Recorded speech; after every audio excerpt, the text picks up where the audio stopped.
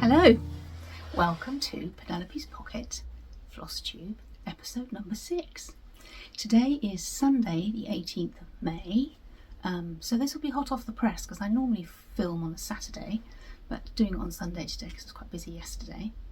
I hope the lighting is okay. I've been fiddling around quite a bit this morning trying to sort out the reflection on my glasses, and I think the sun might come round soon, but anyway, I'm not a professional Flosstuber, so hopefully you will be able to see and enjoy stitching along with me and having a cup of tea and listening to my general waffle.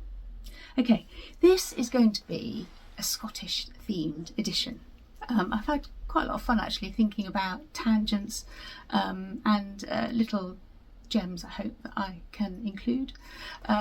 I am not Scottish. I have no Scottish blood in me whatsoever. I am from Dorset on the south coast of England. It could probably not be much further away from Scotland.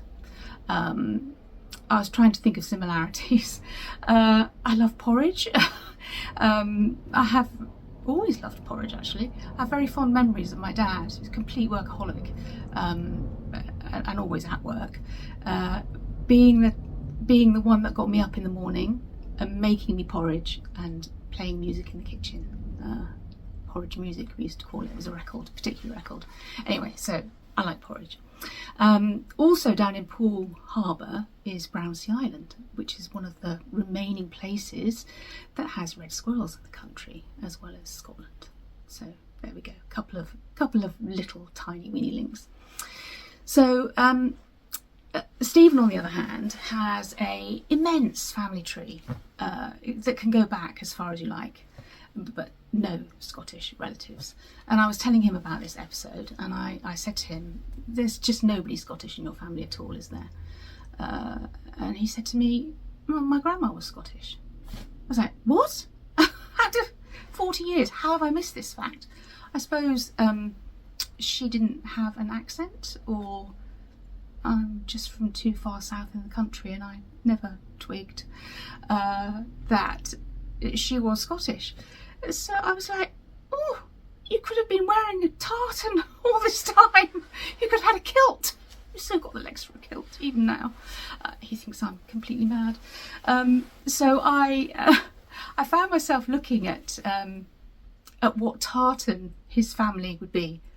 There is no way I will ever get him in a kilt, but anyway. And so I did a little bit of reading about tartan, because it is so synonymous with Scotland, isn't it? And so I found it quite interesting to find out that it was in the 16 and 1700s that it really became popular to be worn, but that there weren't really clan tartans as such then. Clan tartans didn't come in until the early 1800s, but a real symbol of Scottish identity, to the point that after the Jacobite uprisings, which I think was about 1745, which obviously were lost, they were banned from wearing tartan. Men and boys were actually not allowed to wear tartan for a period of about 20 years, I think, which is quite a long time, isn't it, if that's your national identity. With the exception of if you were landed gentry, you were allowed to wear tartan, or if you were a regiment of the British Army stationed in Scotland, or a Scottish Highland Regiment or something, they could wear tartan. Anyway, that was revoked, and tartan obviously did come back. And yes, the clan tartans are a more modern thing, but super interesting. So that's tartan. No editing in this video. I hope it's going to be not too much rambling. I've got my notebook because in case I forget. So I think I'm going to go on to what am I wearing? Yes, of course. I am wearing Fair Isle. I'm wearing a Shetland lace shawl. This is in Shetland yarn, and I'm knitting I'm wearing a Fair Isle top by Isolde Teague that I made. I actually looked it up. I had a reason for looking it up. In 2018, I remember knitting it because it was a very, very hot summer, and I have strong memories of knitting this out in the garden, feeling super hot, wearing my knitting my Shetland top. It was the first time that I had knit proper Fair Isle in the round, and involved steeking, which is basically cutting open your knitting. I did a lot of, I'll stand up a little bit, there's a pen. I did a lot of calculations on the fit. I've lost a lot of weight, it doesn't fit me as well as it used to. And it's in the diorama because it is something I'm very proud of. This is the only Fair Isle thing that I've knitted. Enjoyed it, did my own colours. I think that they're not bad actually. The pattern had a graph where you could colour in the colours that you had chosen. And this shawl is which I'll probably keep off because it's going to get hot. This is a traditional Shetland lace hap, which when I looked at my Ravelry page, I made this some time ago, was enormous, but over the years has obviously just shrunk down. It's a half one. It's by a designer called Gudrun Johnson, and yeah, I made it a long time ago. I had a chat with somebody about it as a result of my last Flosstube, saying that it was I like knitting. I actually love knitting haps. It's a very traditional Scottish garment. Yeah, so this is, I think this one here might be made with more of a lace weight Shetland yarn, whereas this is the 2x jumper weight. So that's what I'm wearing. So continuing my little Scottish theme there. Put that over there because otherwise it'll be too hot. What am I drinking? Well, I am drinking Earl Grey as usual because I don't mind when it goes cold, but it's all about the mug today. So this mug is modern. Well, probably not that modern. I probably bought it about 20 years ago. I bought it in a craft thing, a hand-potted craft thing. But it really is Glasgow School, Charles Rennie Mackintosh inspired, I think. So that gets featured today. So very Scottish arts and crafts movement look to that. Although I bought it in, well, probably the early 2000s. I'd have a sip. And this leads me on to a funny little new segment, which I'm going to call Garage Finds, because there's a lot going on here at the moment. We're doing some building work. We have garages that are full of stuff, and they're going to be knocked down and rebuilt. And so a lot of my time has been taking up going through garage stuff, most of which I knew was out there, but you sort of forget over the years, and I really need to clear. So yeah, a lot has been cleared, a lot has been labelled and sorted, and a lot has been boxed up and put in different storage locations so that those garages can be pulled down. And yesterday, out there, I found something which I knew I had, and I don't know what you're going to think. It's literally coming from the garage from yesterday, so forget ironing or anything like that. When I worked at Liberty as a buyer, I used to, obviously I couldn't source all the furniture, antique furniture, myself. I used to have certain dealers and people that I used to go to, or that used to come to me in Great Maltby Street with vans full of furniture. And I would select stuff that they had collected over the country.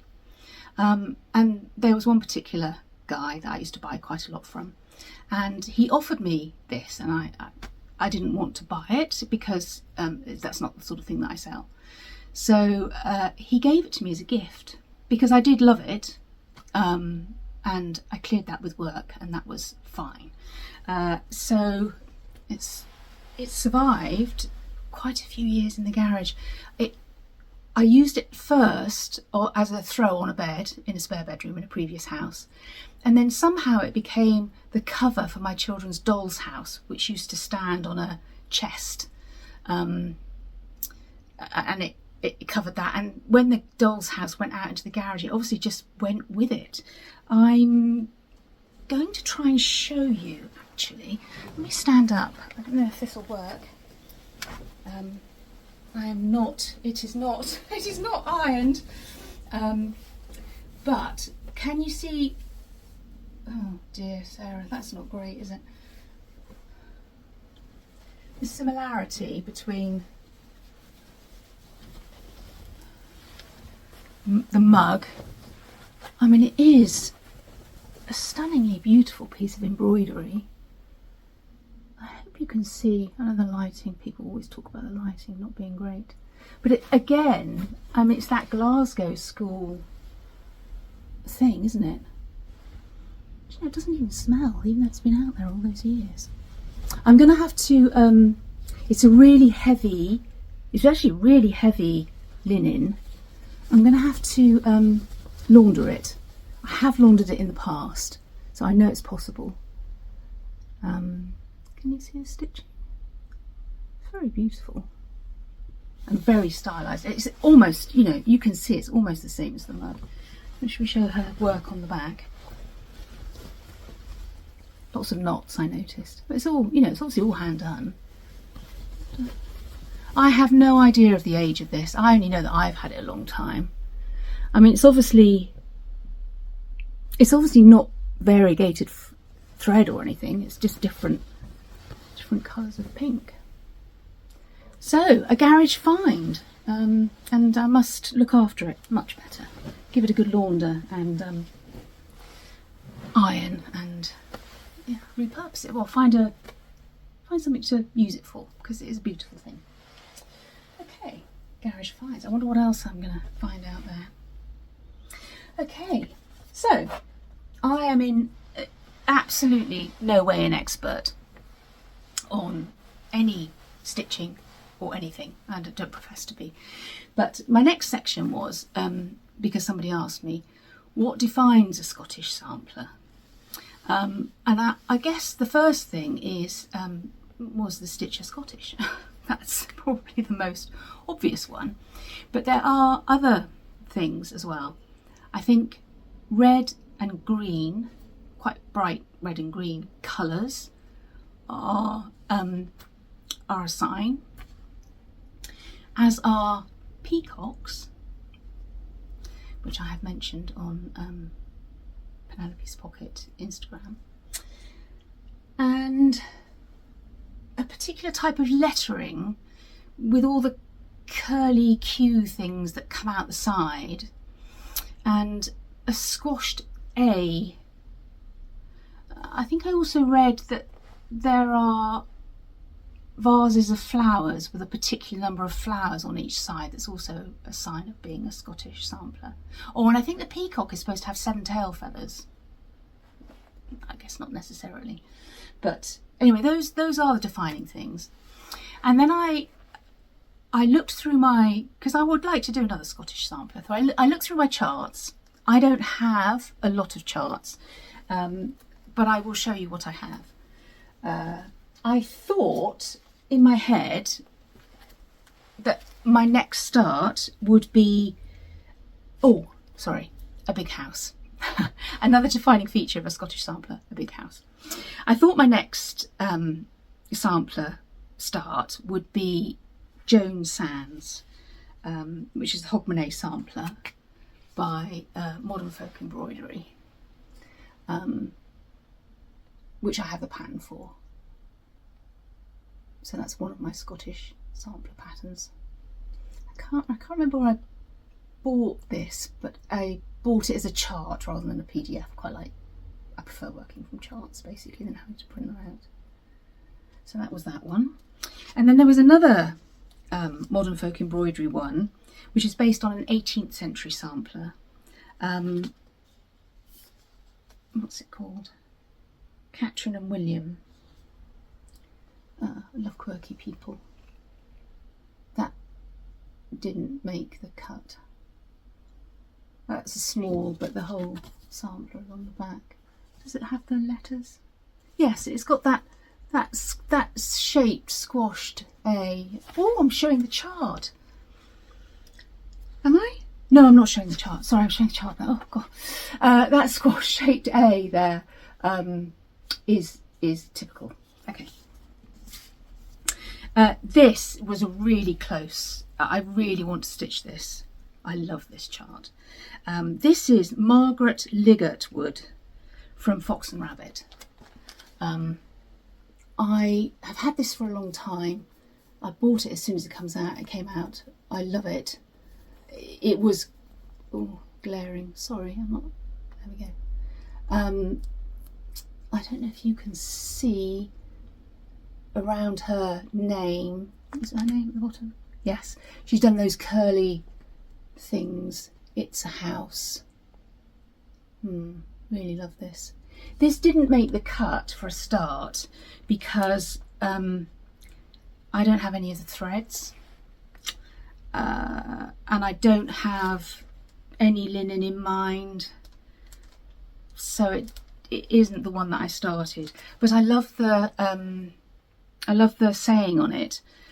There is in man a lust no charm can tame, of loudly publishing his neighbour's shame. On eagle's wings immortal scandals fly, while virtuous actions do but live and die. I actually really like that. It's so true, isn't it? And it dates to 1765. I like a nice early one as well. Yeah, people's personalities all love to gossip, don't we? They don't really change much over the years. So, and I thought I'd show this again. I know I've shown this before, but this is a big house. This is a big house. This is the Hands Across the Sea one that I have shared before. I can't even remember what it's called now. I don't make notes. No. And I did actually, I did look it up, and I did actually change the whole of this top section to take out some verse that I obviously didn't really like quite as much. So anyway, yeah, Scottish, big house. Don't see any other. I was looking for the vase with flowers, but no. There we go. So that's my little take on what defines a Scottish sampler and my very meagre selection of charts. But when I come down here, you'll see what I have decided to start. Which I guess I better just double check. I don't want to. Oh yeah, what's in the bag? Okay, so here we go. What is in the bag? What did I start? My white bag. Still loving my white bag. And let's go through and see what I've been up to over these past 3 weeks since I last saw you. There is no knitting in this bag. I do not have a knitting project on the go at the moment. That's a lie, actually. I am knitting Steve his Christmas socks. They are in my handbag. I haven't even turned the heel yet. It's not looking promising for a Christmas finish. But great that the NHS is so on it with appointments that I'm not actually loitering enough to actually do any knitting at all. Right, so I have my book of days. which is obviously always in my bag. I always take that bit out first. I haven't really ordered them. We'll just go through. Well, I hope everything's in here. We'll just go through and see what I've been up to. This is Parlour Pin Keep. I've slowed right down on this because I've been doing other things. I have put some stitches in, but you probably can't tell because I still haven't finished that round. And I think I am prevaricating about it because of the finish. I'm still contemplating how I'm going to finish this. You've seen it many times, I don't know. Yeah, and so yeah, that's sort of kept me away from it, I think. But it's in there, and it will be a finish, and it'll be a good finish. I just don't know what exactly at the moment, despite buying all those things last time. Lily's in here. She will be started. I feel like starting her now, actually, but because I quite like block stitching, and I've seen a lot of lilies being made, and even seeing a lot of lilies being made hasn't put me off, because sometimes when you see everybody working on the same thing, you think, I don't really feel like doing it now, but it hasn't put me off. So yeah, she's in there. What's next? Oh, yeah, this has become a bag of little things that I might start. I won't go through that. The small pieces that could give me a break from some of the bigger things that I'm looking at. Oh, I did some patriotic stitching. It was the was it 80th? Oh God, Sarah, you should know this. Anniversary of VE Day, and there was procession in London, which I watched on the TV. There was a evening concert which we watched. Actually, the procession in London was great because we don't live that far from central London, so we watched the Red Arrows go over Buckingham Palace, and really quickly afterwards we heard them go over here. And where my daughters live, they actually saw them go over, still in formation. So it was quite exciting. And then at the weekend, our church, which is just opposite, had a celebratory day. And myself and the girls, we went along, bumped into people, local people. It was there was music, there was refreshments. There was a display of how the area where I live was affected during the war, which was really interesting, and a fantastic tea tent, as there always is, barbecue, and it was a really lovely social thing to do. So for a few days I did some patriotic stitching, and this is my patriotic stitching bag. If you know, some of you are going to know this one because I made quite a lot of these to commemorate Queen Elizabeth's Platinum Jubilee. And inside, this is a piece I've been working on. This is she Anne or Annie? Annie Bayliss from Hands Across the Sea Samplers. And I started this for the Platinum Jubilee, and then stitch on it through the funeral, and then through the coronation, and now I've picked it up for the first time in a long time. She's tiny, and she's nearly all over one.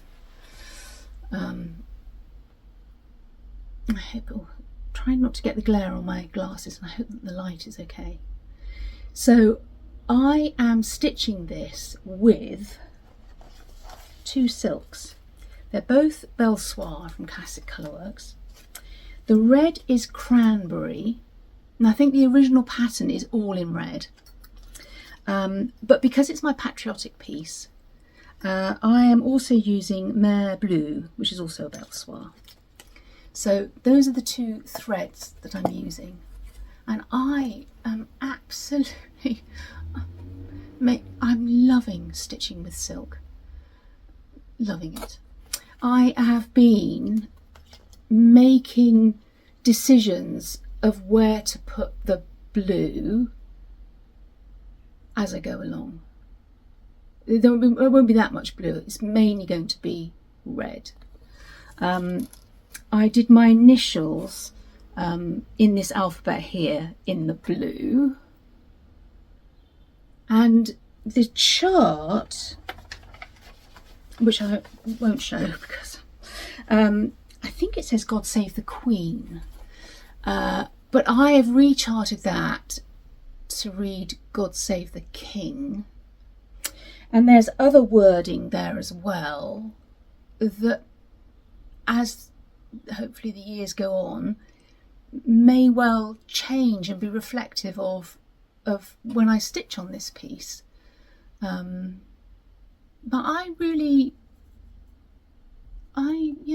it's so tiny.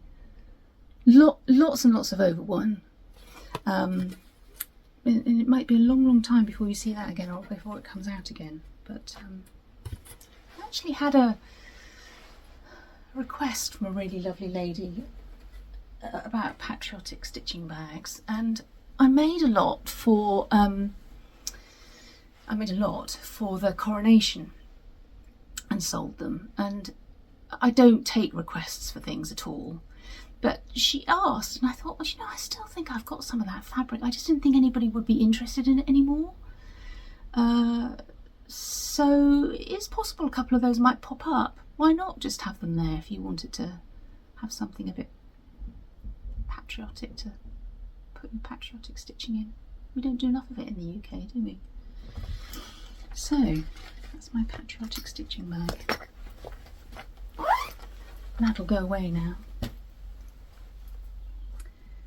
What's next? So this is the one that I chose to start. This is the one that I shared on my Instagram last night because the border met. Phew. This is a Scottish bag from a long time ago. There's some of these out there, I'm sure some of you will recognise it. So we've got the thistle and the tartan. Well, it's probably more of a plaid because it's not an official tartan. And I will show you what I decided on. Nobody will have recognised it from that border that I shared, I'm sure. But I have loved this for a long time. And more importantly, I knew the fabric that I wanted to use, and I had quite a few of the threads. So it's stitched using a Versoix, Soie d'Alger, which I really love working with. Going down the silk rabbit hole here. And it's got 11 colours in it, and I had at least 3 of them. I should just show you, shouldn't I? So I didn't have to order very many, and one of them I changed, so I didn't have to order one. I've decided to go for the Old Scott by Hands Across the Sea Samplers. Love this. Love the colours. It's got the big house. Love the age. Like old stuff. I like old stuff, don't I? They seem to think it's not dated, but it dates to 1740 to 60. It's a great chart. It's so clear. There's some speciality stitches in here that I've never done before. Queen stitch I've never done. 2 different types of queen stitch. My stitch in hand, there's quite a lot of satin stitches going on in those yellow flowers there, and on the Old Scott himself on the step. So some new things going on there for me. So I've made a start on it, and this is it. Make sure I've got the right side showing. And the top and the bottom, where did I start? That's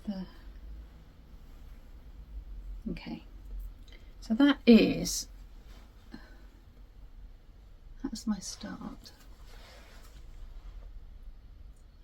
So the border met, and I'm away. I thought it looked a really complicated border. I wasn't but again, it's a bit like Martha Pudsey. This stitcher, it flowed. Once I got into the rhythm of it, there weren't any mistakes, and I didn't have to count. Any mistake, if it didn't meet, would have been mine, from missing a thread or miscounting. So I did it very carefully. So I was really pleased with that, because it's what a relief when a border meets. So that, funnily enough, that colour is one that I changed. It calls for one number. Actually, I've got the colours here.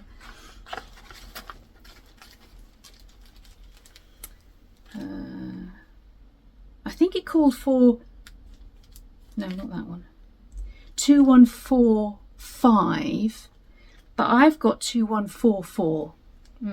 And although there's only one in there, I actually have some more of that as well, because it says you might need more than one. And I'm trying to not buy too much, but the colours in it are just great. I'll put them on the board here, you might be able to see. Bright. I tried them all on the linen. Some lovely reds. Oh, look. Sorry, lots and lots of glare. Not a professional. And you can see that, some of these are on, that's on the Sagittarius thread winder. That's from another project. So I didn't have to buy that many. So that's all right to buy threads, isn't it? Except when you have to buy something else to go with the threads, which will come later. Yeah, and this linen is from Nicola at number 12 Stitch Co, and it's weathered 40 count. It's sort of a brown, I don't know, colours don't really show, do they? Browny, grey. I've tried all the colours on it, and I thought that they all looked really good. So that's what I went with. I've done my usual of I start here, come along, go up, turn the fabric round, go back and back down to meet at the bottom there. I did a little experiment actually, because with the soldage, and it's 40 count, I thought maybe it might be a bit thick, so I did a little tiny just a little tiny colour swatch thing, just to see. Yeah, but the weaves on fabric change quite a lot. This is really lovely to stitch on. It's 40 count, and my needle just glides through it with that silk, and it's giving a really lovely coverage. I think it, and a sheen. Oh, I love it. So that is my new Scottish sampler chart, and I can cut that end bit off now and get rid of that tag. And yeah, super enjoying that one. Put them away.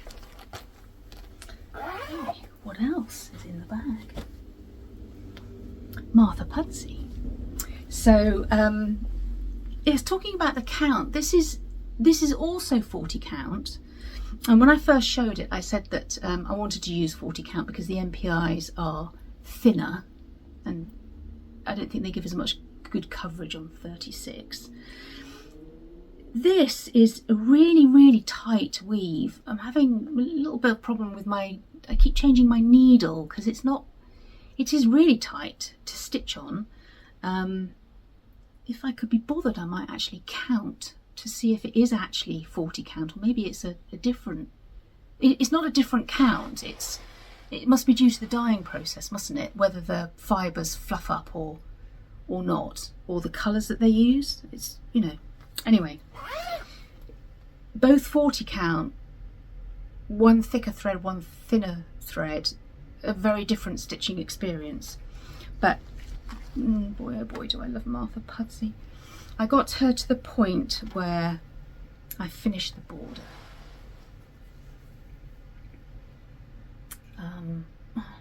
Have I got it the right way up? No, I've got it sideways. I made sure that I put in this bottom line here. I mean, the border is different at the top and the bottom, but you know, just to be sure, now I've made it square, I could easily pick it up and start doing the wrong thing. So I've got all those fantastic twinkly fairy lights in, which I just love it. Love it. I think my colours are looking okay on it. Really didn't want to put it down, but I did say I'd get the border done. So there she is. And yeah, I'd really like to pick her back up again and get going. Now that I've done, there isn't an outside border, is there? No, so that's it. So the border is completely done, and I'm ready to crack on. There's quite a lot of, I know I've shown the chart a lot. There's quite a lot of stitching along the bottom bit here, and I always go up this way and up. But yeah, I think, I mean, look at these trees. These trees are just great. I love the quirky trees. I love the Adam and Eve, as you know. So yeah, enjoying that. Martha Pudsey. So she's had quite a bit of work. Put her away. What else is in the bag? That's another. Oh yes, I know why. Okay, so because I'm trying to do my Scottish episode, I'm reusing my bag that Jean Donaldson was in. So you've seen this one before, and in it I have put a Mill Hill kit because he looks Scottish to me. I think I've talked about this before, I've never done a Mill Hill kit before, so I guess it'll be fun. Funnily enough, my daughter, who doesn't cross stitch, has done a Mill Hill kit really well actually. Just threw herself into it, read the instructions and did it. A Santa. I'm in the process of finishing it for her, so I think she cut it out, but I've been gluing a back on it and gluing it together. She did a great job. I think she quite enjoyed it, but she's more into knitting actually, I think. So that's found his way in there to help me with my Scottish links. Oh, and last time when I showed my Liberty collection of bags, I said that I was going to keep one for myself because it put me in the mind of a project that I started a long time ago that I haven't worked on for a long time. And I wanted to match the project in the bag. So I'll show you the one that I kept. You won't know this, I haven't done any work on this at all. It is calling me actually. I was looking at it yesterday thinking, I really would like to work on that. Too many things going on. So I decided to keep this one. Was it Sampler Tree Peach, I think. And you can see it's puffy. There's a lot of threads in this project. And you can see from the colours of the threads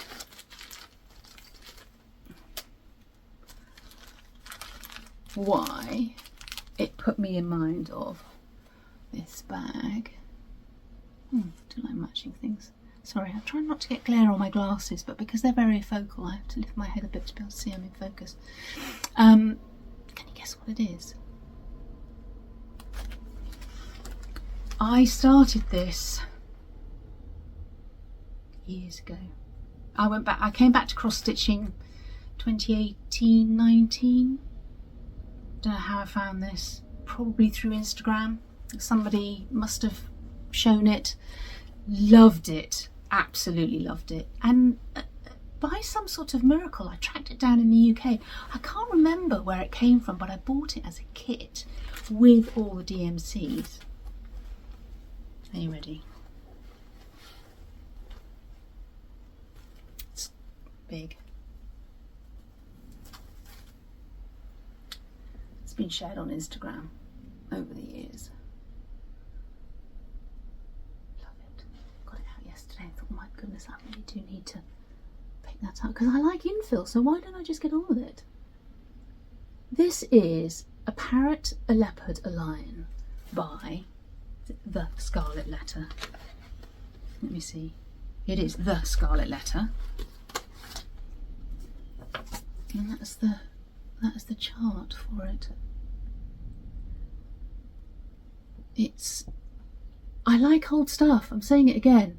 It's that old feeling to it, and I enjoy stitching, but when I make things, I have in my mind where I want it in my home, because I like decorating at my house. So I've had a place in mind for this for a long time, which is empty at the moment. So I ought to really get on with it. I was quite surprised actually when I got it out. It is quite big. I'm stitching it, obviously, it came as a kit, so the linen came with it. I wonder what count it is. I think it might be, oh, I've circled it. It's 35 count, over 2 threads. And I think when I read the instructions, because I'm stitching it 2 over 2. No, not so fond of 2 over 2 stitching, but I do love that texture, the puffiness that you get when you do 2 over 2 on 36 count. I think perhaps a lot of people stitch these over 1, don't they? Oh, I couldn't do that.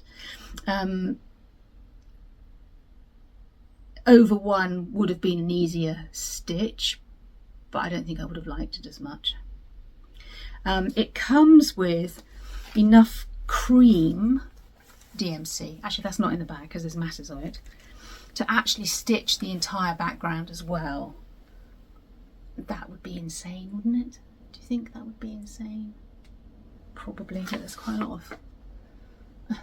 of white on there, especially because the fabric is actually that colour. I think I probably just need to finish it first and then make that decision. So there's a mistake somewhere in this lion where I went over, and this is a long time ago, either 3 threads or 1 thread instead of 2 threads. So he's given me a bit of a headache, but I have completely fudged it. I knew where the mistake was, I found it, I'm not unpicking. I don't unpick. Well, unless I absolutely have to, I don't unpick. So, oh look at the colours, look at his tongue. So I am aware that, you know, I have to take things off certain places. Oh, yes, look at that snake. Look at that. Yeah, love it. Come on, Sarah. Yeah, but that's a gorgeousness. Colours. So, it rekindled my interest in it actually, moving it to a different bag and making it feel like a more exciting project. And these threads used to hang in a room behind me over here because they were far too big to fit in the project bag that I had it in, and that's not ideal, is it? So it's now got a new home, and I think it might get some love. But it'll be slow progress on that one, won't it? That's that one. Oh, the bag's empty. So that's that. So it's literally all been, it's all been about the cross stitch. So I keep fiddling with my jump on my brooches, pulling it down. Oh yeah, I've got a bit thin. Okay, so that's an empty bag. That's the what's in the bag section. I feel like I should know what's next. I should know. I think it might be bags that are coming, because that would be logical, wouldn't it? Why don't we just do that? I won't check the notes.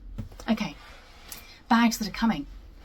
First up, oh, I want one, but I can't have one. A new Gertrude. So, a peacock, my Scottish theme. Just look.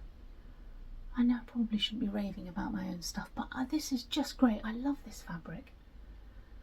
And I love the lining as well, which is sort of like a minty green with, yeah, you can see my glasses glare. You can see the highlights of gold, like a bit of sparkle. But that peacock is just great, isn't it? Gold. My sister-in-law keeps peacocks. Oh, I should say actually she kept peacocks, because last time I went, which wasn't that long ago, I noticed their absence and I was quite sad because I used to really like them, but I think maybe they might be a bit noisy. She had quite a few, and so they went to a new home. Yeah, so beautiful. So some of those in the update, they should be on the website now when you see this. I tried to make sure that I put the video out and the website update at around about the same time. I mean, if you're super keen, you should probably just go straight to the website, or you can wait and look and see what's coming. Okay, so then I had to do some Scottish bags, didn't I? This is the last colourway of that Highland Cattle one that I did before. I think I did a sage green one, and there was a creamy coloured one as well, wasn't there?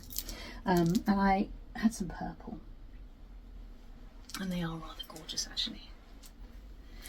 So this is the Caroline vinyl fronted one.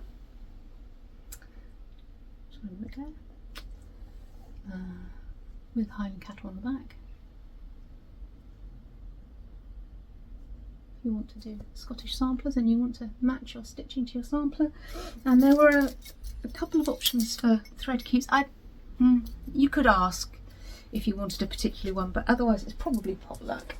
I did two because I like them both actually. One is a thistle, and the other the bee. I thought thistle was quite nice, but people like bees, don't they? So bee there as well. That's a mercerized cotton tassel on that one. I think I've got enough to be able to make enough of those tassels, so that one's coming. Ooh, losing this. And there's the Dorothy version. So obviously all Highland Cattle on one side. I'll try and glare on my glasses. And the interior is the thistle. And I put a green tassel on that one. These come with a tag so that you can write the contents, because you obviously can't see what's inside always. And then there is no Scottish link to these other than fishing is popular in Scotland. I don't know. This fabric, I just had to have it. I'm obsessed with it.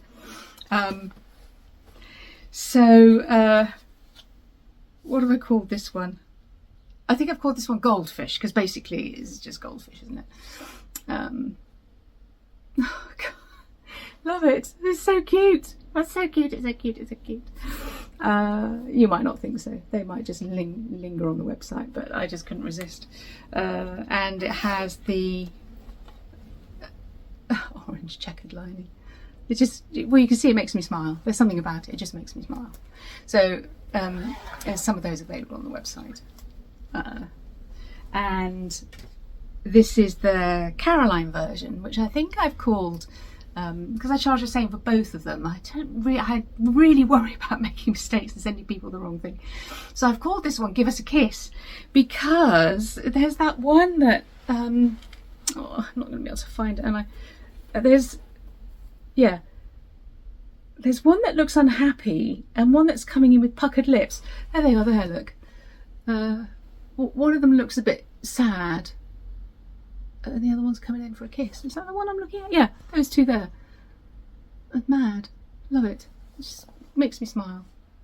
Oh, and the other thing that I didn't say actually when I was talking about bag making last time, I put so much work into these, it's crazy. I hand slipped the bindings, and I'm not going to tell you how long it takes, because it's actually positively embarrassing how long it takes me considering how long I've made. And these were taking me ages, and I thought, why is this taking so long? And I realised that I was probably following the little tiny squares with my stitching, which is just crazy.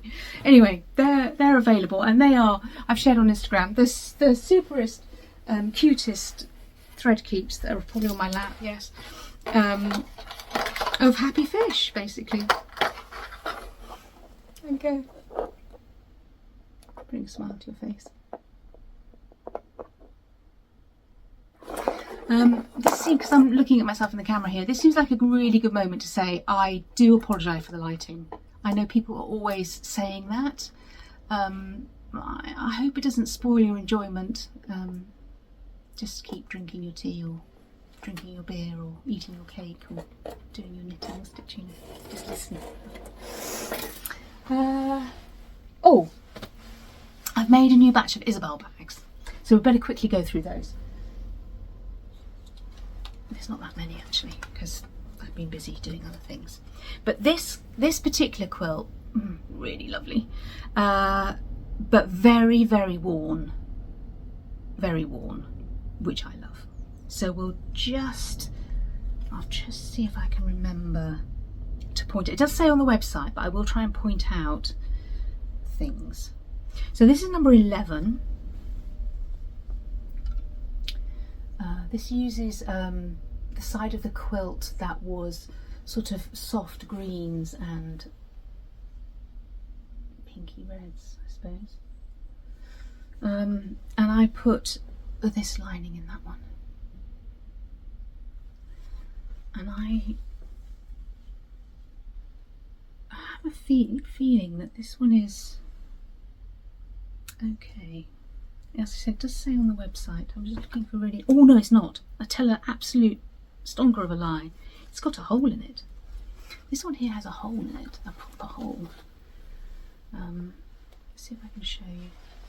It's through the entire quilt, but you can see my backing lining there. And I had an idea actually just a couple of days ago that I could just, in the bags, I will actually, because the way I make them, I produce these little square patches when I cut the bottoms of the lining, and I thought, well, I don't use them for anything, but I could pop them inside the bags, and if you wanted to make your own patch with a matching lining, I mean, you might like it like that, you might want to do your own darning on it or your own patch on it, but it's no problem for me to just throw a couple of those in and you could play yourself with the bags. So that's a thing that I will do now actually. So that's number 11. This must be number 12 if I'm organised. So number 12 uses the other side of the quilt, which is this lilac-y green spot, which I rather like. Both sides. I got some different cord in this green, which me and colour, love colour. And this one has a K facette spotty lining to it. Let's see if I can recall what's wrong with this one. Yeah, they have quite long woolly threads working their way through. I can see this one, the top layer of the quilt is definitely worn here. It's not gone right the way through. Other than that, it looks, well, they are what they are, you know, they are very old. This one, yeah, you can see it's just worn. It's been well loved, that one. No, this quilt. Okay, so we're on to number 13. Number 13 is this side of the quilt. Could be different on both sides. And for this one, this lining. And you can see there's a nice little patch, original patch on that one. That's obviously not me. Any problems? Obvious. It's got these long, sort of slightly woolly threads, dangly bits, and yeah, that's quite nice, that one's got a patch. But you can see almost like a running, oh, I don't know if you can see, it's almost like a running stitch going up here in a different type of thread. That's a good one. Well, they're all good. Number 14, another one of these. Green. On that side. What lining have I put in that one? Or spotty lining. That one.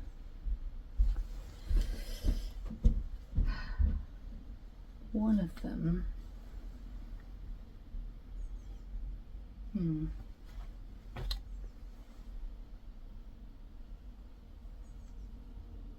oh yeah, this one here on the top layer of the quilt has worn away just here. You can see, because there are lots of layers of saris, it's just the top bit that's worn on that one. And one of them, yeah, it's this one as well, has a little tiny split here that actually does go through to the lining on the side here, which you might want to leave, darn, repair. One of them also, which I should show you. Just thought could be this one. Yeah, so this one, which is number 12, on the inside you can see a bit of the selvage of the lining fabric. I would say I don't know how that happened, but I do, because actually this fabric is quite difficult to work with. When you cut it, all that tension in all those running stitches changes the dimensions, I suppose, really. So this one, it could well have just come out very slightly bigger because it expanded slightly, and then I ended up not realising that well, I mean, I like a selvage, but just, you know, so you know, it's got the selvage on the lining there. Here comes the sun. There we go. That was number 12. Number 12. Did I talk about number 14? I did, didn't I? Because it's the one with the tiny split. We've done that one. Last one, number 15. The dotty one again. Lovely patch. There. That's not me. That's an original patch on the quilt. That lovely lilac-y colour. This one here has very long, you can see them quite well there actually, these long running stitch threads. And it has a spotty lining. I don't think, it does say on the website, but just be, you know, just know, well actually I can see it's worn there. I mean, it's old. This has been really well loved, this quilt. There will be some more of these because I didn't use all the quilt. There'll be some more, probably some more patched ones by me, because as you know, I don't like wastage. I want to make sure that I use every part of the quilt. So some of them might have one side and then patched pieces on the back, and I'm keen, I'd quite like to use a different lining as well, so I'm on a lining hunt, and I have time constraints as well, so how much I can fit into the weeks between when I see you. So, but there will be more of those because I still have some of the quilt left. Okay, so that's the bag update. This is random. It's what have I been buying? Let's have a drink. So, do you remember last time when I was being perhaps a bit sorry for myself, saying that I was conscious that I had rosy cheeks because of the chemotherapy and everything? It wasn't long after that that I thought to myself, I actually use a tinted moisturiser, as it called, a CC cream, by I think maybe Korean company called Iborian. You may well all know about it. I've used it for quite a while. It's great. I've got my mum using it, and both my daughters use it as well. It's light and has sun coverage, and it's the weirdest thing because it comes out of the tube white, and when you put it on your skin, it becomes the colour of your complexion. So it only comes in two shades, a light one and a dark one. Obviously buy the light one. And it really does work. It's the weirdest thing. I had to say to my mum, just don't worry about it, mum. Put it on, it'll just look like you're putting on a little bit of moisturising lotion, but it just blends in. It's as light as anything. So I've been using that for quite a long time. And it suddenly occurred to me, they do a red correct version of that. I'm going to give it a go. So I'm going to share some makeup tips. I bought the Aborian CC Red Correct. And if you live in the UK, I bought it in Boots. It had 20% off, I can't remember why, and I got a load of Advantage card points with it as well. Result, it brought the price down. How much is it? I can't remember. You'd have to look it up if you were interested. And when it came, I did that classic thing, you know, where you put it on one side and then you leave it. It does actually make a difference. It's really super light. It's the weirdest thing because it comes out the tube green, pale green, and you put it on and it just blends in. I mean, it doesn't get rid of the red completely. No, nothing's going to do that unless it's really pasty, but it's light. And yeah, if you're conscious as well of things like that, and it's got a SPF and everything in it, and it's, yeah, there you go, bit of a beauty tip. What's in the what I've been buying pile? It's a bit random. Actually, something I haven't been buying. I have been watching Flosstube incognito for years. I started off with knitting podcasts many years ago, and then when I got back into cross stitch, I started watching people. I watched lots of people, learnt lots of stuff, blew my mind about the world of cross stitch, but I never engaged or registered or anything until a really lovely customer friend of mine bought some of my bags, but one in particular she gifted to Nicola Parkman at Hands Across the Sea Samplers, and I watched Nicola obviously, and Nicola showed it on her Flosstube, and I was, I can't not say thank you. So that made me set up the Penelope's Pocket channel. I expect you can probably see when that was if you look at my channel. I can't remember what year that was. So I did set up a channel then just so that I could say thank you so much for saying lovely things about my bag.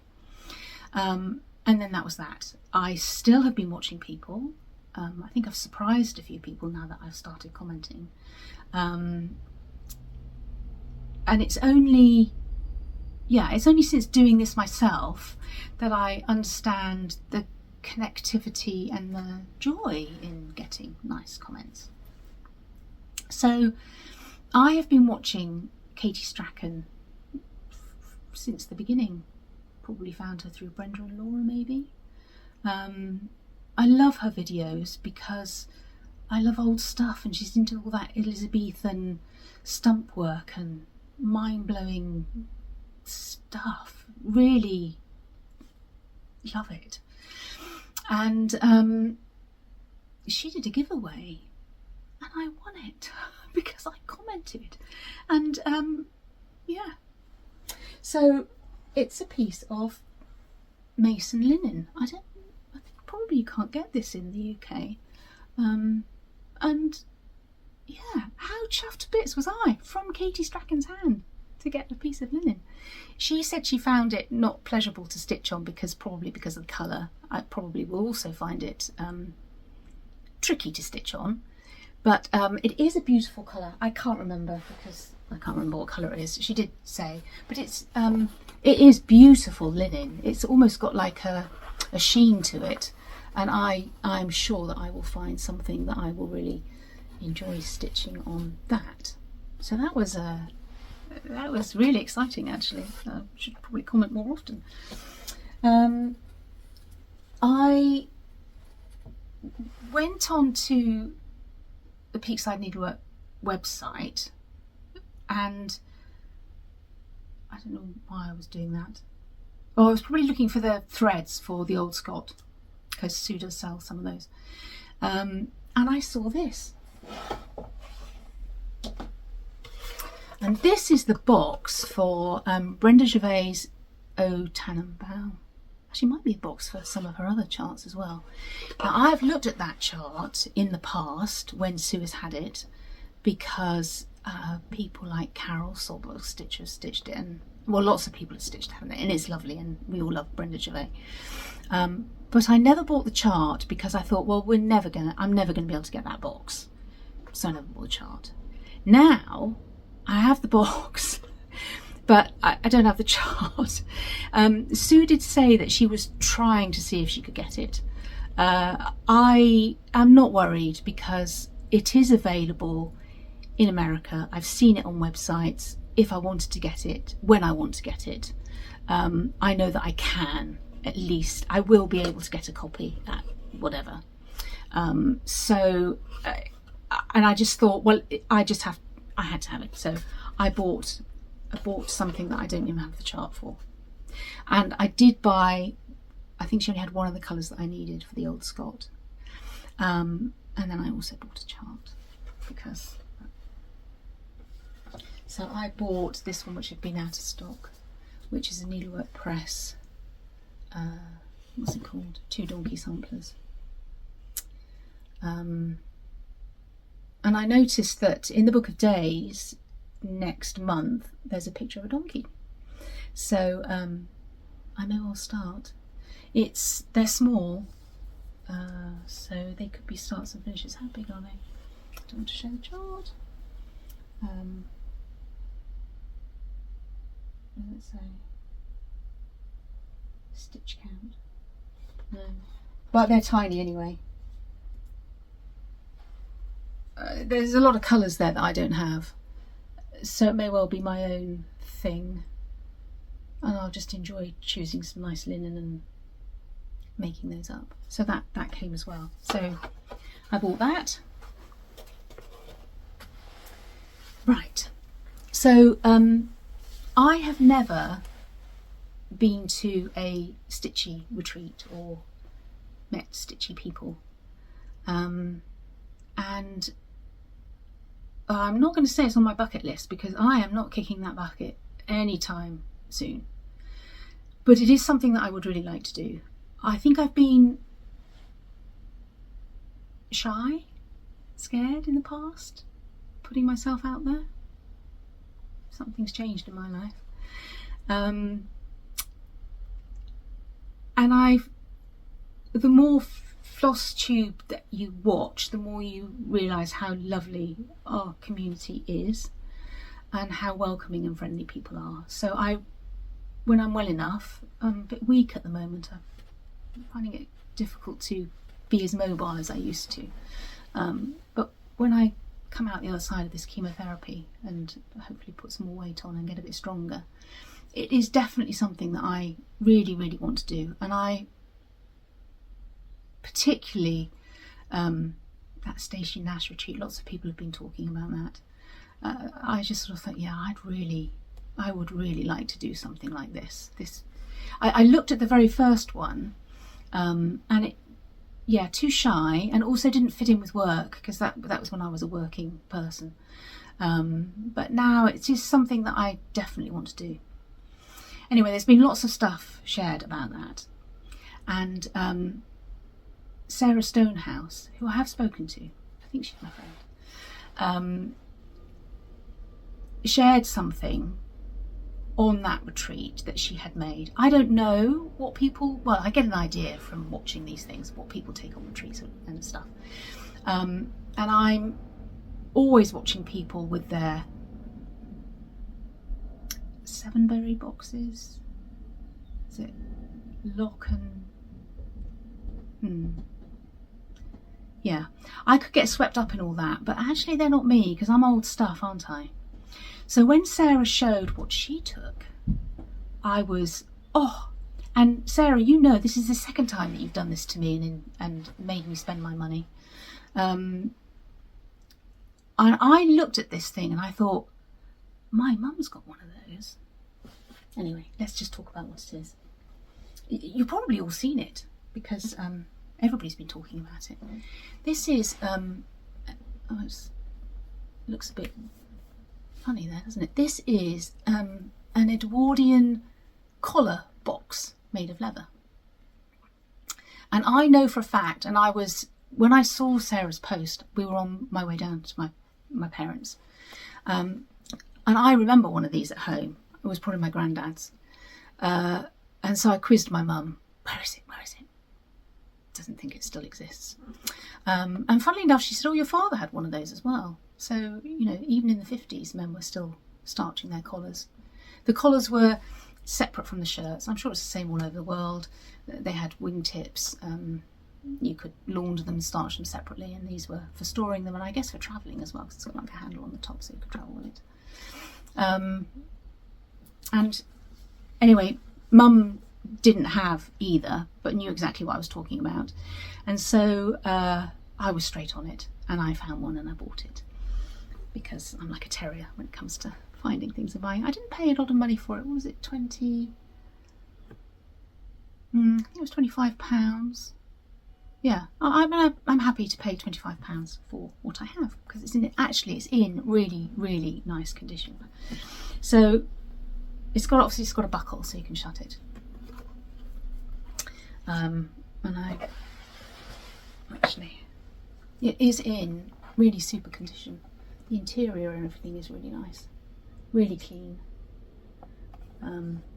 But quite a lot of age to it. It's obviously been out, because when I gave it a bit of a wax, you can see there's a different coloured stripe. Actually, it doesn't look bubbly like that in real life. That's the camera. There's a bit of a stripe underneath the handle where it's obviously been out and it's just mellowed over the years. So really, really chuffed with that, especially because it came with a stud box, because these collars were attached with studs. If I got it the right way up, a stud in hand is worth 2 under the bed, which would have been kept in there as well. And that's by a company called Arden Forest, which I have come across in my travels before. They made leather goods, and I think it's again,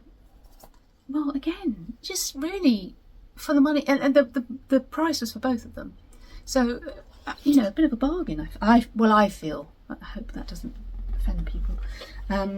So that, I don't know what people put in these boxes. Well, I've seen, but that will go in, and he's going in because he makes me smile. I don't know how he's going in, but I think colour-wise he works, because he's that. Yeah, I was wondering whether I don't know. But would I make like a little padded mat to sit in the bottom? Would I make a scissor cover, a pin cushion? I don't know. But this makes me smile, and he definitely will feature in my box in some way. So this will be a, comment. Tell me what people take. What do they put in their boxes to take? I'm assuming scissors, pins, threads, but Sarah's was full of really beautiful other objects as well. So maybe all sorts of things, because sometimes I hear not much stitching gets done and a lot of chatting instead. So I am very grateful, Sarah, actually, that you shared that, because it's such a brilliant idea, and these are still out there. If you felt like joining in, I'm sure that would be great. Okay, so that's what I've been buying. Pretty good, I think. Not too much. It was just threads for the old Scott, but I didn't need that many, as I said. Finishes. So I finished my Lola pullover, and I did share a picture on Instagram. I'm obviously not wearing it today because it's not Scottish, but no doubt I will sit in this chair at some stage and be wearing that sweater, which I am so pleased that I persisted with, because I think it really is rather nice. I was very pleased with how it turned out. And the other thing is that I started and finished my Sophie scarf since I last saw you, and I absolutely loved knitting this. I'm going to show it in its traditional croissant form. I wore this to the church because I did red, white and blue. And I won't put it on now. But so it's been worn and it's really, really lovely. It was maybe a bit extravagant because it is cashmere. Yeah, but did I talk about money? I don't know. It's £17.50 a ball. What's that? £35 for a cashmere scarf, which doesn't seem too outrageous for good quality cashmere. But more importantly, I love to knit, and so that money not only gets me a garment, but the pleasure of actually knitting this. I actually really enjoyed this knit, and I really enjoyed the leftover because I don't like wastage, and that's all that was left. And I literally cast on here and I knit one ball and then I knit the other ball. So yeah, I had a lot of pleasure knitting that, a lot of pleasure wearing it. It's super soft, and I'm very happy with it. That's another finish. So 2 knitting finishes, which is why I don't have a project on the go, because I think I've said I try and keep it down to 1 knitting project at a time. And I had another finish. I have finished the proper stitcher chart. A Strength and Dignity. Is that upside down? It is, isn't it? So this is a finish. I made some changes on this. I want to alter the light, the camera, by getting it too close. I did all of the words in one colour. I wasn't keen on highlighting the words that have been highlighted in pink. That works better for me. I got the threads actually because I didn't use all the called for, but actually you don't really need to know my conversion. Because the threads that you choose depend on the fabric that you choose as well, don't they? I only had a few of the called for colours, and the others I just picked partly from the stash, partly from the chart, and partly because of my linen and the way I liked it to work. Now, I don't think this is going to show, but the centre of each of the blossoms is 3 dark pink crosses. But in my mind, Cherry Blossom has stamens in the middle and a paler centre. So I did 2 dark pink crosses, and in the third I did 3/1 crosses in the dark pink and 1 in the yellow from the windows of the house. I doubt very much indeed that you will be able to see that, but it is a true fact. Let me just see if I can, maybe, sorry, glare. In the centre of the flower there is a little tiny weeny yellow pop, which makes them more blossom-like to me. And this sort of covered my, I said my friend gave it to me, this covered my seasonal stitching as well because the blossom has been so gorgeous. And I really enjoyed stitching it. I don't know why it's ended up quite so tight on the linen. I am very frugal. That is quite tight though, isn't it? But I have an idea of how I'm going to finish this, which has changed actually. I was going to do one type of finish, but I think actually it's going to be something else. So I'm going to give some thought to that. But I had something that I've never done before. Well, I have done before many years ago, but I haven't done recently. So simple finished colour on that one. Okay, my finishes. So, old stuff. I have been picking up pieces of Scottish Morlin ware when I see it for some years. And so, this is my Scottish edition. So I've been around the house and I've collected them up, and I thought I might talk a little bit about those. So I have a bowl here of my old stuff, and this is what is known as Morlin ware. I'll talk about it a bit.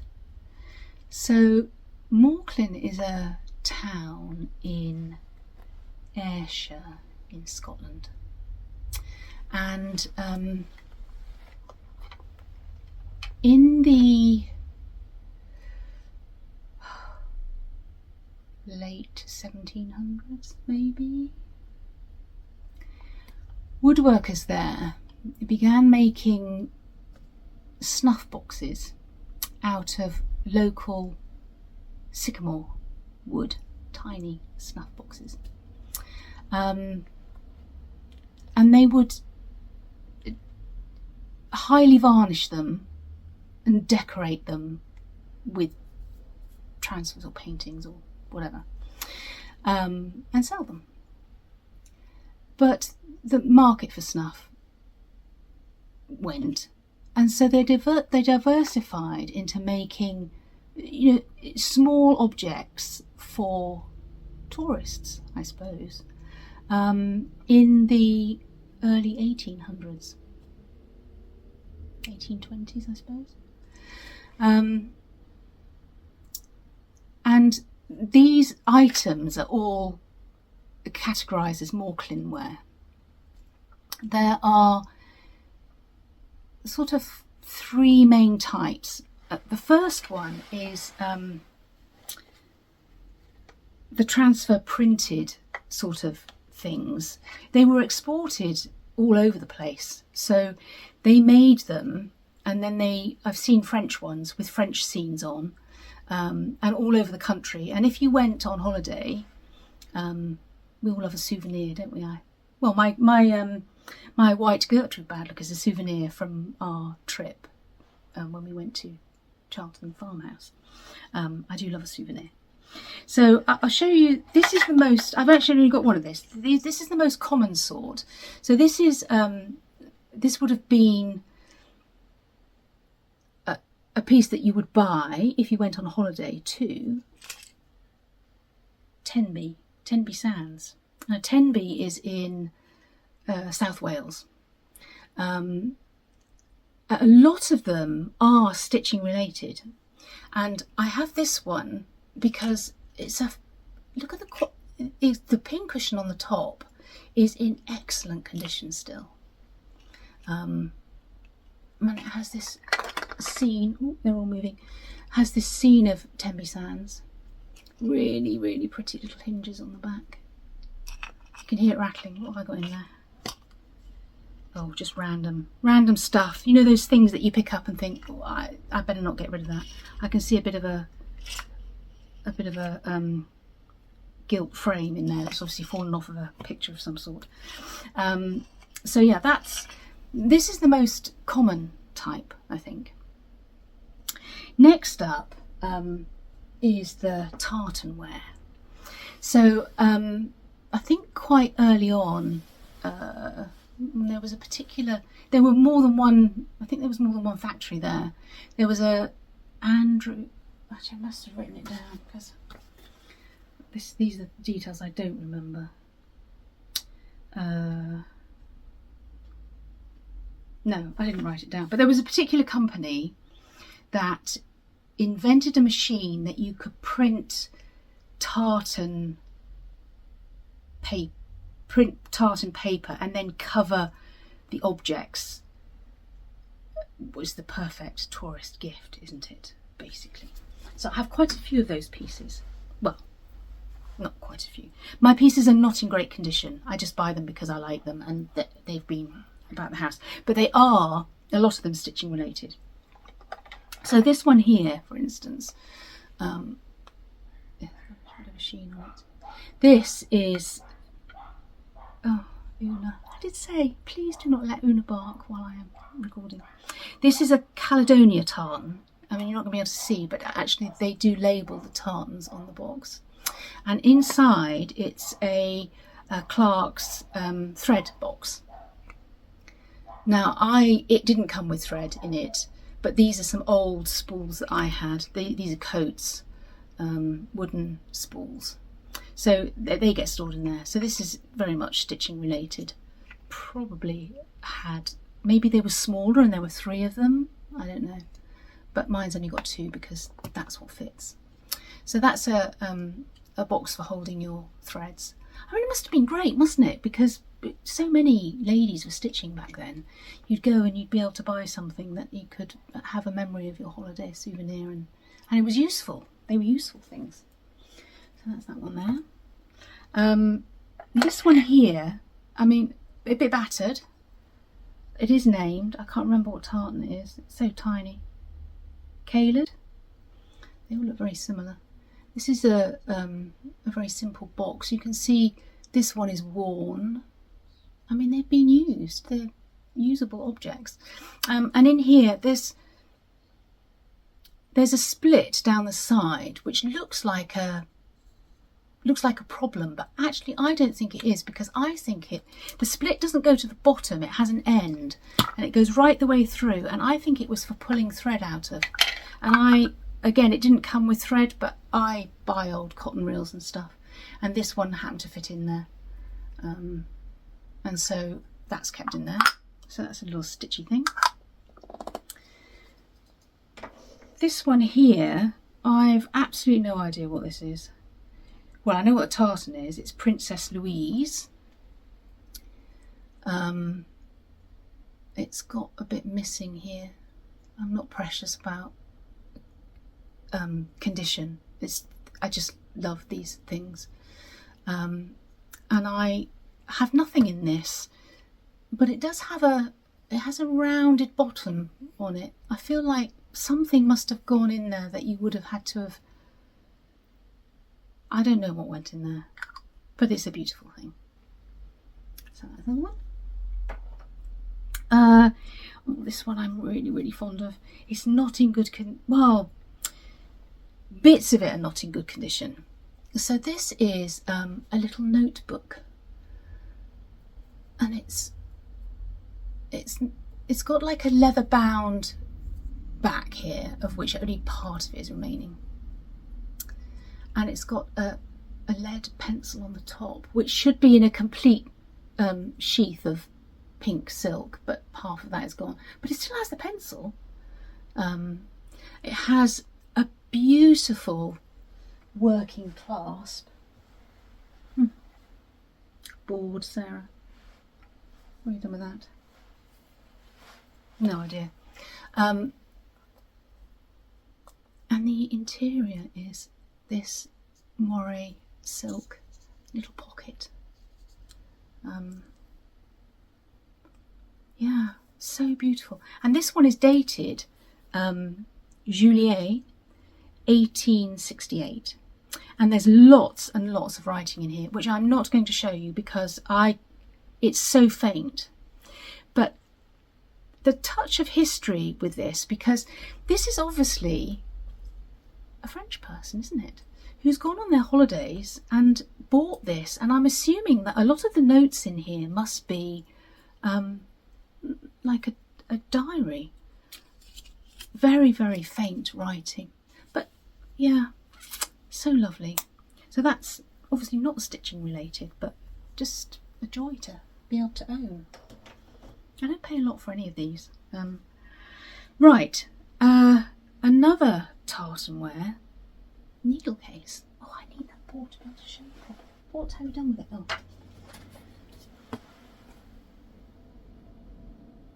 it doesn't have any needles in it. Should be using it really, shouldn't I? Needles. I don't think this has got a. I think it's too tiny to have a actual. I didn't pay very much for this one at all because it does have a split in it. But I've bought these over the years anyway, so there we go. So that's the second most common type. The third most common type is fernware, and I actually have 3 pieces of fernware, one of which is a beautiful needle case that I cannot find anywhere. I don't know where it's gone. It is lost. I've racked my brain and hunted, and it's particularly nice, and what have I done with it? It'll turn up. I'm not going to stress about it. So if ferns were really popular with Victorian people, it's that whole Darwin nature thing, isn't it? Ferns and yeah. So I have a fernware pot. You can see the ferns on the lid, on the back. I don't have anything in this one. Look, it's lovely, isn't it? Pinks and greens. Nothing in it. Again, it has a split. You can see the split doesn't go to the bottom. I'm pretty certain that you put cotton in there. You could pull it out the side. What else would it be for? Yeah, beautiful thing. And I also have this, and this is something to do actually. This is a plan, I guess, a project that I need to do, because I bought this again a long time ago. It's fernware. Can you see on that side? They almost look like peonies in the middle there, but definitely ferns. On that side, more ferns. But this is a mess. So the actual, the wood part itself, which I know that they heavily varnish, is obviously really durable. But the bits inside are not. So this was a notebook. Was it a notebook? It's a mess. Well, yes, it was a notebook. Look, there is the notebook, but all completely fallen apart, basically. So I am going to chuck all that. That piece of velvet that joins it, although it's worn, I think it just needs re-gluing. And I'm going to have a go at making this into a little needle book. I've got some marbled paper, some Italian marbled paper I've had for years actually, which I think might work on the inside. I'm going to glue that back down. I've got nothing to lose by doing this because it's just for me. Put some marbled paper over it, and then somehow I'm going to put I'm going to turn it into a needle book basically. I'm going to put something, maybe a piece of wool or something, that I can then cut, and might even do a little tie or something on the side. So I'll make that usable for me. So that's the plan. Right, and that's it. One more plan, and I think I'm done. One more Scottish plan. So I need to knit something else, don't I? I'm going to do, I alluded to this before, I'm going to do the Veer, I think it's pronounced Veer, jumper by Gudrun Johnston.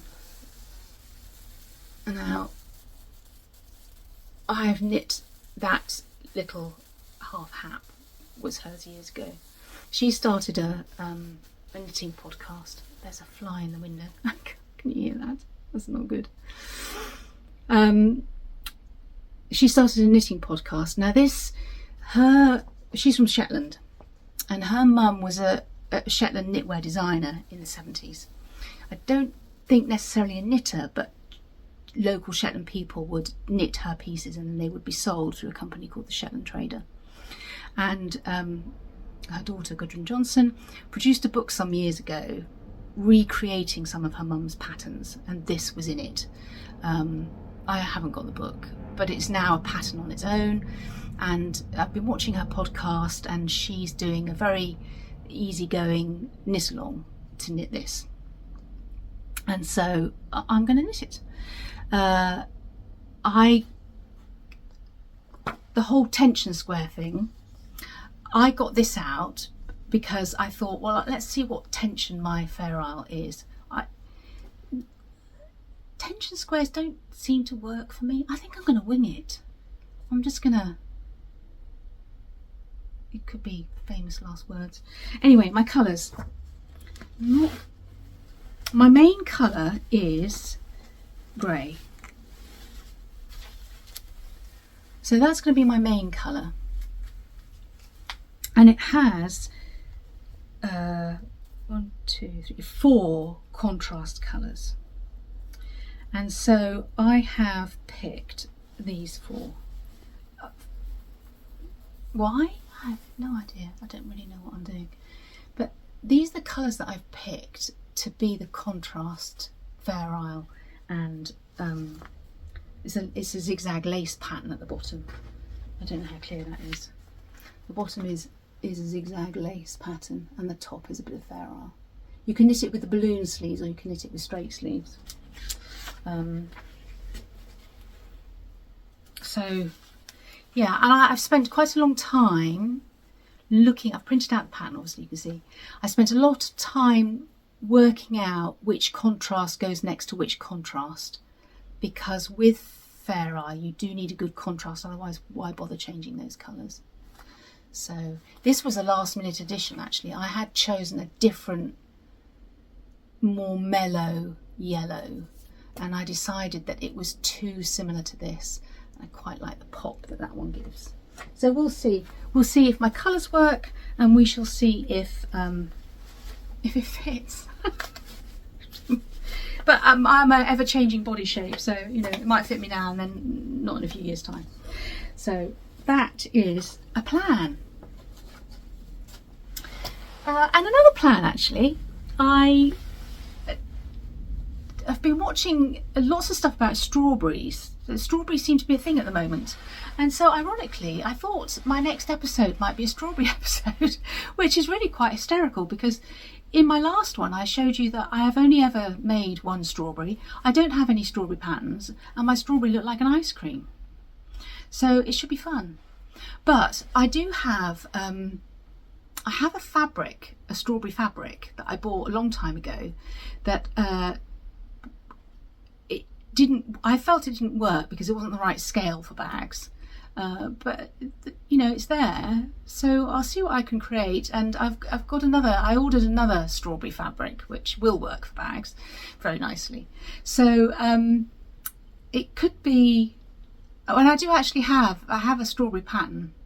I've got a sample of the strawberry border. I've got something to show. So I'm thinking that there might actually be a little, how big is this one? A little Penelope's Pocket strawberry episode because I don't stitch strawberries. I have some strawberries that I could make, which I would enjoy making. Yeah, so that's sort of like ticking over in my mind. And so next time I see you, I might have some, because it's coming up, isn't it? Was it Michelle, Mama Loves You GB, was talking about strawberries, stitching strawberries for Wimbledon fortnight or whatever. And various other people have been saying about being obsessed with strawberries, and well, I pick up on these things, don't I? I think, oh yeah, I think I could get obsessed with strawberries, even though my one looks like an ice cream. I need to perfect my strawberry technique. So there's that little little strawberry seed there, and it might be very small. I might just make, I've got 2 fabrics. I might just make a few strawberry bags if you wanted to have a strawberry bag, and I might just wow you with a strawberry that I've managed to make, or a chart that I think I might stitch. And yeah, so that is a plan, and that will be next time. I don't know when that will be, maybe a couple of weeks or so, because I think it could be short. So thank you so much for joining me, and I hope you've enjoyed your time, and time for me to go. I'll say goodbye. See you next time. Thanks. Bye.